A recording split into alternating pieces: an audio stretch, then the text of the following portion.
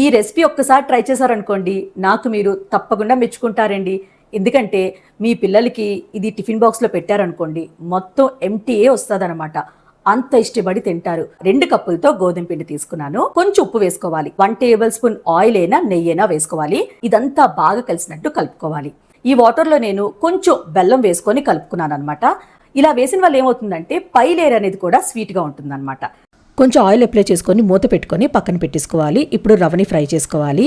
అలాగే పాలు ఇంకా వాటర్ తీసుకోవాలి. అందులోని కొంచెం యాలకుల పౌడరు, నెయ్యి వేసుకొని బాగా ఉడికిన తర్వాత ఈ రవ్వ యాడ్ చేసుకొని ఇలా దగ్గర ఒక ముద్ద అయిన వరకు ఉడికించుకోవాలి. ఇలా ముద్దగా అయిన తర్వాత షుగర్ యాడ్ చేసుకొని షుగర్ అంతా మెల్ట్ అయిన వరకు ఉడికించుకోవాలన్నమాట. ఈ రవ్వ చల్లగైన తర్వాత కొంచెం నెయ్యి అప్లై చేసుకొని బాగా కలుపుకొని ఇలా చిన్న చిన్న ఉండల్లాగా చేసుకోవాలి. ఇప్పుడు పూరిల్లాగా ఒత్తుకోవాలన్నమాట. ఈ స్టఫ్ పెట్టుకొని అంతేనండి. ఇది మీరు కావాలంటే ఆయిల్లో డీప్ ఫ్రై చేసుకోవచ్చు, లేదనుకుంటే ఇలా రోటీలాగా కూడా చేసుకోవచ్చు అనమాట. కొంచెం నెయ్యి అప్లై చేసుకొని చూడండి ఎంత మెత్తగా ఉందో, చాలా టేస్టీగా ఉంటుందండి. సో ట్రై చేస్తారు కదా.